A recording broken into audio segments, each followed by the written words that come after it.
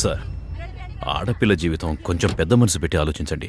ఏదైనా ఉంటే పెళ్ళైన తర్వాత మాట్లాడుకుందాం. సార్, ఇది పోల్ ఎన్కౌంటర్ కేసు. 10-15 సంవత్సరాలు జైలు శిక్ష పడొచ్చు. ఈ విషయంలో ఎటువంటి సహాయం చేయలేం. I'm sorry. సార్, నువ్వు భయపడకన్నయ్య, ఏమీ కాదు. తమ్ముడు, నా కూతురు జీవితం నా వల్ల నాశనం అయిపోయేలా ఉంది. పిల్లాడు చదువుకున్నాడు, ఉద్యోగం చేస్తున్నాడు అనుకున్నాను, కానీ మంచివాడా చెడ్డవాడా అని చూడలేదయ్యా. నువ్వెందుకయ్యా బాధపడతావు? ఊరందరినీ మంచి మనసుతో పెళ్లికి పిలిచావు. నీ కష్టం వస్తే మేము వదిలేస్తావా? చూడండి, ఇప్పుడు పెళ్లికొచ్చిన వాళ్ళలో నీకు నచ్చిన మంచి కుర్రోడు ఉంటే చెప్పండి, ఇప్పుడే పెళ్లి చేసేస్తాం. ఏవయ్యా, ఈ సమయంలో మంచి కుర్రాన్ని ఎక్కడైనా వెతుకుతావయ్యా? వెతకాల్సిన అవసరం మీకే వచ్చిందన్నయ్య. మన బామ్మర్ది కొడుకు శక్తి ఉన్నాడు కదా. నువ్వు ఈ పరిస్థితుల్లో వెళ్ళి మీ అబ్బాయి మా అమ్మాయిని చేసుకోవాలంటే కాదంటాడా ఏంటి? బాగో తమ్ముడు, అయినా మర్యాద కాదు. ఇంతకు ముందు వాళ్ళ అబ్బాయికి మా అమ్మాయిని అనుకుంటే పర్లేదు.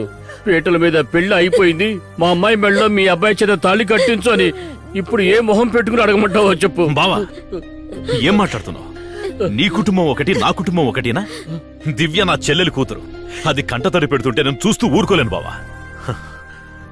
నేను చెప్పేది వినండి, మీ అందరి ముందు మాటిస్తున్నాను.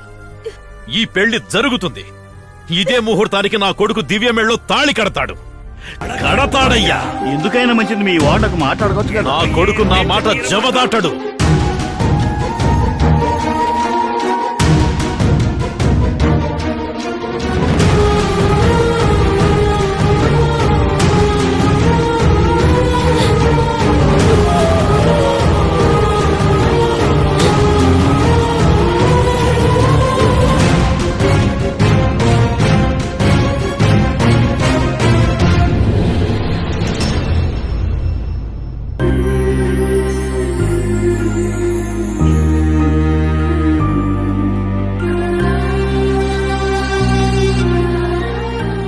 శక్తి,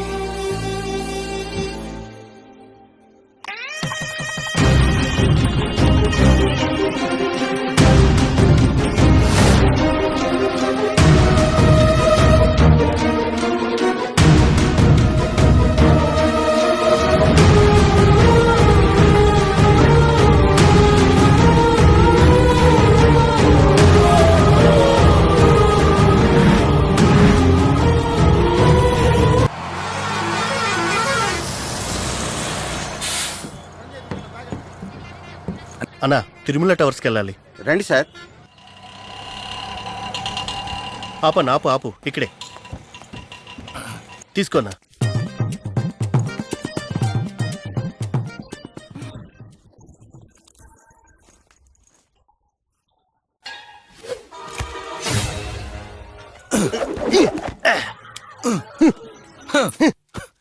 రై, ఫోన్ మీద ఫోన్ చేసి నన్ను రమ్మని చెప్పి కాల్ మీద కాల్ వేసుకొని ఇక్కడ కార్టూన్ చూస్తున్నావా? ఎందుకు రమ్మన్నావు చెప్పరా?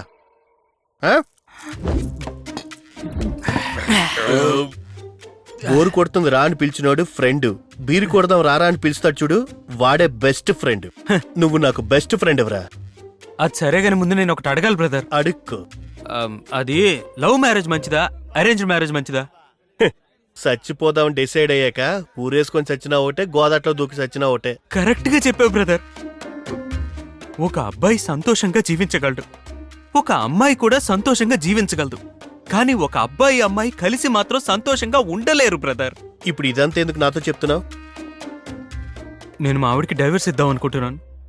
రేయ్, పెళ్లి చేసుకుని ఇంకా నెల రోజులు కూడా కాలేదు, ఈలోగా డైవర్స్ ఇవ్వాల్సిన అవసరం ఏమొచ్చిందిరా?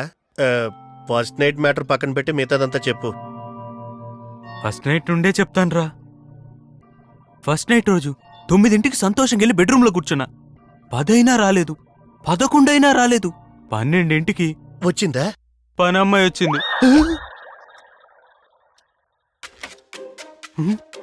అమ్మగారు ప్రాజెక్ట్ వర్క్ లో బిజీగా ఉన్నారంట, రావడానికి తెల్లారిపోద్దంట. మిమ్మల్ని తలుపులు మూసుకొని పడుకోమన్నారు. తను ముయ్యమన్నది తలుపు మాత్రమే కాదు బ్రదర్, నాలో ఉన్న కోరికలు కూడా. రాత్రి పాల గ్లాస్తో రావాల్సింది పొద్దున్న కాఫీ కప్తో వచ్చింది. మీతో కొంచెం మాట్లాడాలి. ఇప్పుడే కదా మనకు పెళ్ళయింది. మీ గురించి నేను తెలుసుకోవాలి, నా గురించి మీరు తెలుసుకోవాలి. అప్పుడే లైఫ్ బాగుంటుంది. మనిద్దరం ఒక అండర్స్టాండింగ్కి వచ్చేంత వరకు డిస్టెన్స్ మెయింటైన్ చేద్దాం.